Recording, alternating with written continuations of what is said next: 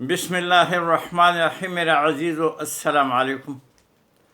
جب انسان اس دنیا میں آتا ہے اور تھوڑی سوجھ بوجھ اس کو لگ جاتی ہے تو دنیا میں زندگی گزارنے کے لیے کچھ پیشے کو اختیار کرتا ہے، اور سب سے آسان پیشہ ظاہر ہے کہ وہ جو والدین کا اور جو اس خاندان کا ہوتا ہے اس کو اختیار کر لیتا ہے، کیونکہ اس میں آسانی ہوتی ہے۔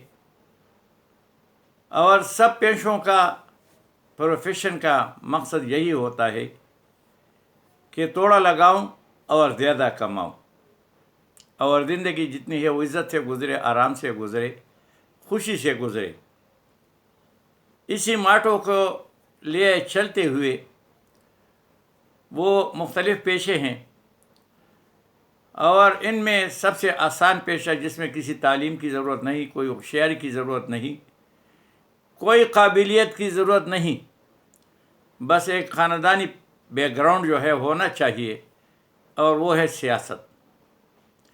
سیاست ایک ایسا پیشہ ہے جو بہت کم لگایا جاتا ہے اور بہت کم محنت ہے، اور محنت ایسا ہوتا ہے کہ وہ بھی جب الیکشن ہوتا ہے 10-15 دن دوڑ بھاگ کر کے لوگ زندہ باد مرد آباد کے چکروں میں لگ جاتے ہیں، پھر 5 سال تک وہ 5 کیا کہ 10 زندگی بھر مزے کرتے ہیں۔ ٹھیکوں میں ان کا حصہ، جتنے ڈیولپمنٹ فنڈ ہوتے ہیں آدھے اس کے، اور سب ٹھیکیدار اس کے مجبور، اور سب وزارتیں اس کی، جہادوں میں پھرنا اس کا، اور انہیں سوچتے بھی ہوئے کہ یہ پیسے آتے کہاں سے ہیں اور یہ ہے کس کے۔ بس کلم کل اس کا ہاتھ ہے، جو مرضی ہے وہ جس طرح مرضی ہے وہ خرچ کرتا پھرے۔ بس ہر آدمی جو ہے ایک مافیا جو ہے وہ پال لیتا ہے، اس مافیا میں زندگی گزارتا ہے۔ چلو یہ تو سب کو پتہ ہے، ہر ایک کو معلوم ہے، سارے لوگ ایکسپوز ہو گئے، مگر ایک بڑا مافیا آج کل جو ہے، اور وہ پیشہ بھی جو ہے وہ ڈاکٹروں کا ہے، جس کو ہم کہتے ہیں مسیحا۔ بس میرے خیال میں تو ہر ایک آدمی یہ دعا کرے کہ یا اللہ ان سے ہمارا واسطہ نہ لگائیں۔ بیماری غریب کو بھی آتی ہے، مالدار کو بھی آتی ہے، مگر یہ مافیا جو ہے انسان کو کھل کر لوٹتے ہیں۔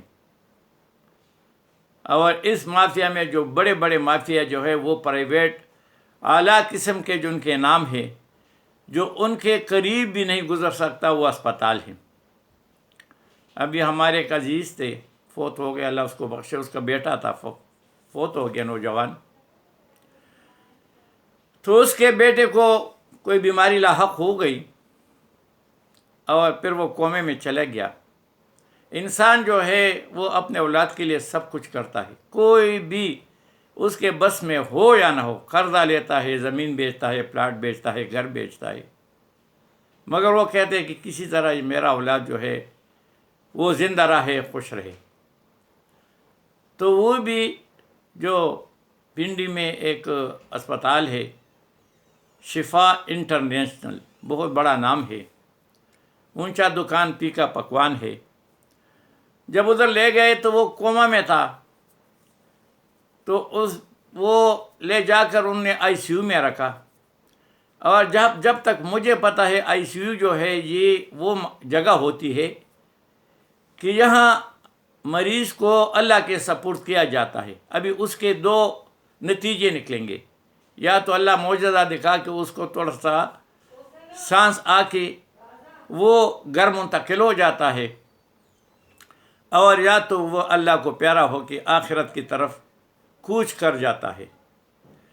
تو آئی سی یو میں ڈاکٹر کچھ بھی نہیں کرتے، کچھ بھی نہیں، صرف مشینیں لگا کے اس کا بی پی ٹیسٹ ہوتی ہے ہر وقت، اور ایسے کچھ بھی شوشہ ہے، اور وہ ایک ڈرپ لگا کے اس کو سارا دن، اور بس وہ پڑا رہتا ہے اور دیکھتے رہتے ہیں۔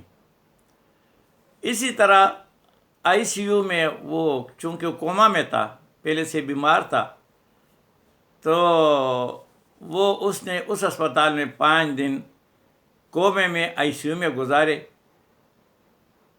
پھر انہوں نے کہا کہ یہ بس کچھ بھی اس کا حالت نہ اچھی ہوتی نہ بری ہوتی ہے، تو انہوں نے کہا بجائے اس کے کہ یہاں پڑا رہے، اب ہم ساری فیملی لوگ ادھر آتے ہیں اور پوچھتے ہیں بہت مشکل ہے، تو وہ گھر کو منتقل کیا۔ جاتے ہوئے انہوں نے ان کو ہاتھ میں بل تھما دیا کہ یہ تمہاری 5 دن کا خرچہ ہے۔ 5 دن میں انہوں نے روزانہ کے حساب سے ڈرپ لگائے ہوں گے، بس اور کچھ نہیں۔ تو بل بنا 12 لاکھ روپے۔ ایک آدمی پہلے سے مرتا ہے، ایک آدمی پہلے سے روتا ہے۔ 12 لاکھ روپے 5 دن میں۔ وہ بل کے لیے، پیسوں کے لیے روئے کہ اپنے بچے کے لیے روئے؟ بچے کو رونا تو دور، وہ بل کے لیے رونا شروع کیا انہوں نے۔ 12 لاکھ روپے کوئی کم چیز نہیں ہے اس مہنگائی کے دور میں۔ تو پھر انہوں نے بل میں دیکھا کہ ایک لیڈی ہے، ڈاکٹر ہے، اور اس کا بھی 38,000 روپے جو ہے لکھا گیا ہے۔ انہوں نے پوچھا بھائی ہم نے اس ICU میں تو کوئی لیڈی ڈاکٹر دیکھی نہیں ہے، سر ہمیں تو دکھائے کہ وہ ڈاکٹر کون تھی، وہ تو ادھر آئی، ہم تو اس مریض کے پاس جو ہے نہ کبھی سوئے ہیں، ہر وقت اس کے ساتھ ہے، ہم نے کوئی لیڈی ڈاکٹر تو دیکھی نہیں ہے، نہ کسی ڈاکٹر کو بھی نہیں دیکھا، صرف نرس تھے، وہ بھی آتے تھے اور کیا کرتے تھے کہ وہ بس ڈرپ کو چینج کر ڈرپ لگاتے تھے اب چھوڑ جاتے تھے۔ انہوں نے کہا جی یہ ڈاکٹر فلانا ہے، لیڈی ہے اور یہ چھٹیوں پر ہے، اگر یہ چھٹیوں پر ہے تو پھر یہ 38,000 بل اس کا کیس ہے۔ کیا انہوں نے کہا چونکہ وہ یہاں امپلائڈ ہے اس اسپتال کا، تو اس کا پورا جو ڈاکہ مارا جاتا ہے اس کا پورا شیئر اس میں۔ یہ حال ہمارا ہے ان مسیحاؤں کا جس کو ہم مسیحا کہتے ہیں۔ کسی طرح بھی یہ مسیحا نہیں ہے، بلکہ ایک وہ بڑا مافیا ہے، بڑے نام سے، بڑا مافیا بڑے نام سے۔ لوگ غلطی کھا جاتے ہیں، بھائی جس کو اللہ نے زندگی دینی ہے وہ گھر میں بھی دے گا، جس کو اللہ تعالیٰ نے موت دینا ہے وہ امریکہ میں، جاپان میں، جرمنی میں ہر جگہ مریں گے۔ اگر یہ زندگی پیسوں سے، اچھے ناموں کے اسپتالوں سے ہوتی، نہ کوئی وزیر مرتا، نہ کوئی بادشاہ مرتا، نہ کوئی ڈاکٹر مرتا۔ یہ ہماری کم بختی ہے کہ ہم اس بات کو سوچتے نہیں۔ ہم سمجھتے ہیں کہ جو ڈاکٹر زیادہ فیس لیں وہ زیادہ قابل ہیں، جو ڈاکٹر ہزاروں کی دوائی لکھے وہ زیادہ قابل ہے، جو ڈاکٹر ہزاروں کے ٹیسٹ لکھے وہ زیادہ قابل ہے۔ بھائی قابل کوئی بھی نہیں، بس ایک مافیا ہے، یہ بھی ایک مافیا ہے، بہت بڑا مافیا ہے۔ اور یہ لوگ وہ رات کو اندھیرے میں لوٹتے ہیں، گن لے کے لوٹتے ہیں، یہ کھلی آنکھوں سے اور شرافت کے لباس اوڑھ کے لوگوں کو لوٹتے ہیں۔ بس دعا کرے کہ یا اللہ ہمیں ایسے مافیا کے لوگوں سے ہماری نجات دلا دے۔ دیکھو ہم تو گلہ مند ہے سیاسی لوگوں سے، اور اس سیاسی لوگوں کا تو کام یہ ہے، نہ انہوں نے بےایمانی کا سوچنا ہے، نہ انہوں نے خیانت کا سوچنا ہے، نہ انہوں نے سود کا سوچنا ہے، نہ انہوں نے آخرت کا سوچنا ہے۔ ان کا سوچ صرف اور صرف کرسی، اقتدار، اور اقتدار کے پیچھے گالیاں دبا کے، مگر پیسے دبا کے۔